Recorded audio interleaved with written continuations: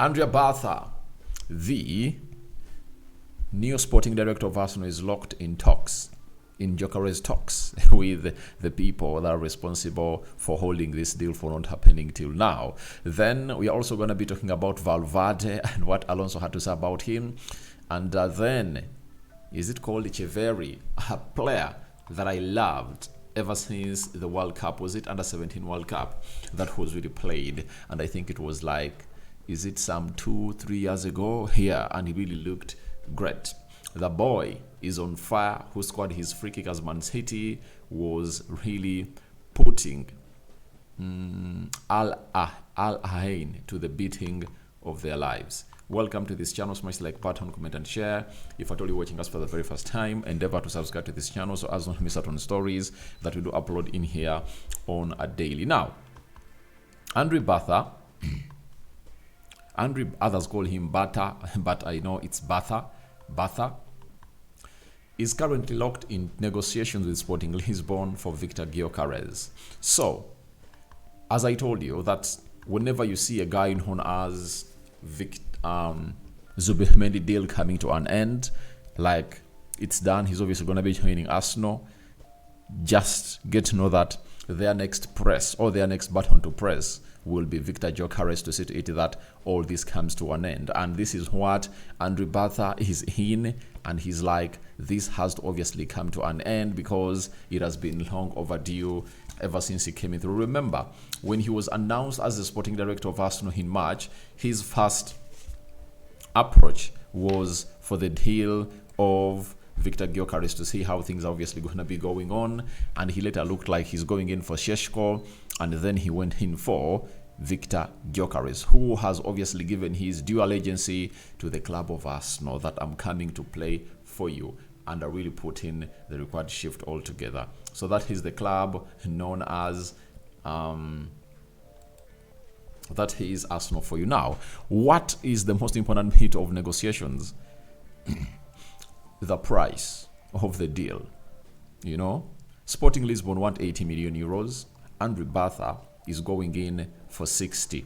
That is it. You know, 60 plus 10 million euros. That is it. Because the fixed or guaranteed fees are supposed to be 60, and that's what Arsenal is willing to offer. You understand?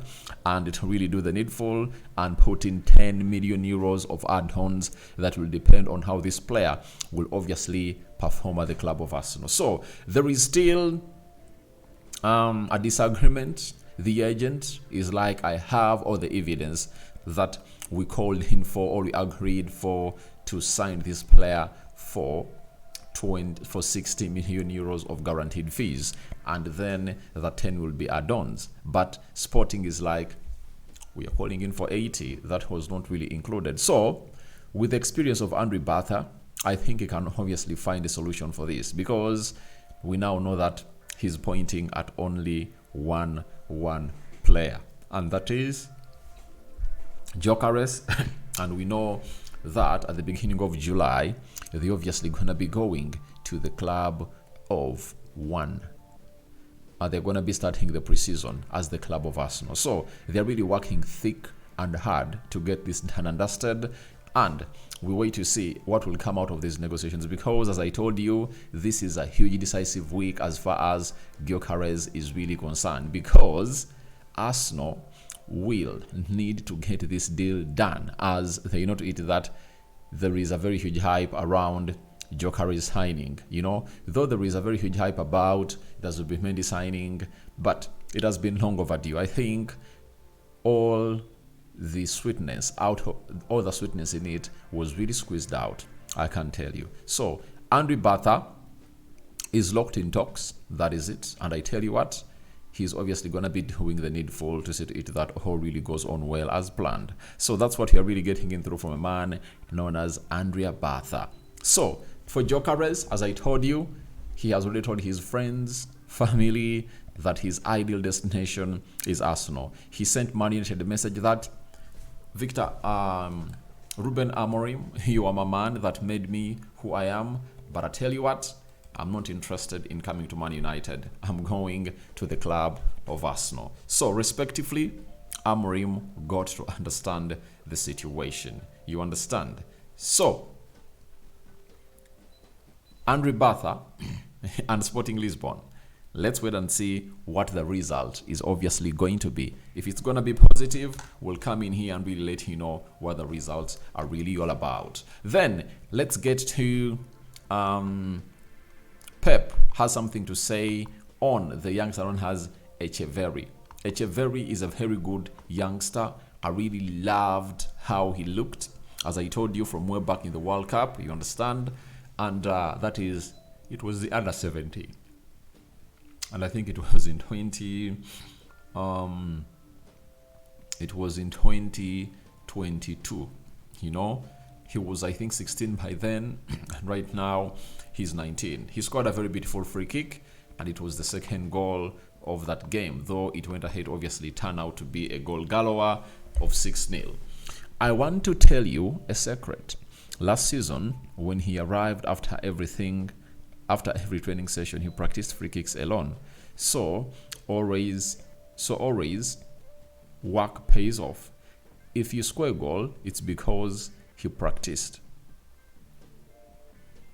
When the other guys don't practice, they don't score goals. So this boy wants to be a free kick specialist. He is an all-round player. When you look at him, he can obviously control the ball. He's technically gifted, act well in small pockets of space. His game awareness is really out of this world. And I tell you what, he has all what it takes to become one of the best players in the world. And he's under a very good manager who knows how to control his minutes. And I just can't wait to see what this tournament is going to be like for him. But first goal in for Echeverri, and everyone is excited about him. So City is really having a crop of young stars. O'Reilly, you can talk about Makti, Oscar Bob, who also scored in this particular game. You can talk about Echeverri.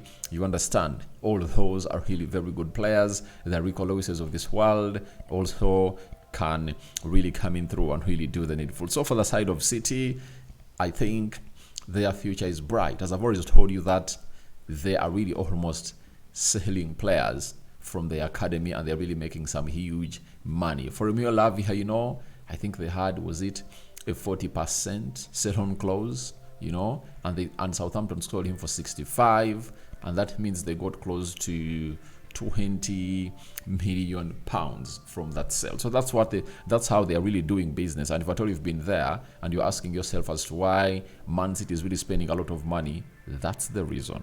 I tell you, that's the reason. You understand? So from that, we go to Valverde third.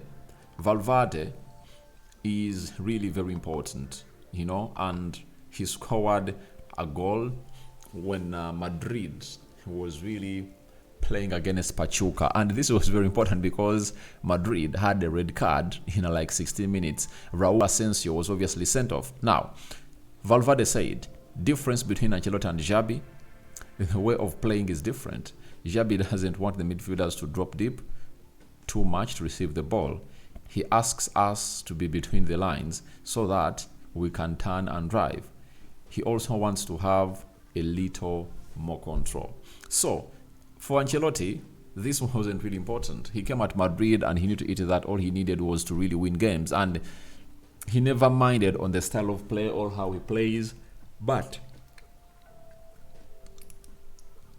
he just wanted to get 3 points. That is it. And he moves on. But for Alonso, he doesn't want his midfielders to drop deep. Ancelloti wanted his midfielders to drop deep because he always played a low block and hit teams at the break. And he wants his midfielders to really be in the lines, receive that ball, turn and really drive and go forward. He also wants a little bit of control, like he wants to control the game. And you saw to it that however much they stayed 10, you saw that build up for the side of Madrid, and it was really good. So we are waiting to see how things pan out as we call upon for your reactions into the comment section below about Andrea Berta locked in Viktor Gyökeres talks. What do you think about it? Echeverri, do you think he's obviously gonna wow the world? And Valverde telling us the difference between Alonso and Carlo Ancelloti. I'm out. Bye-bye.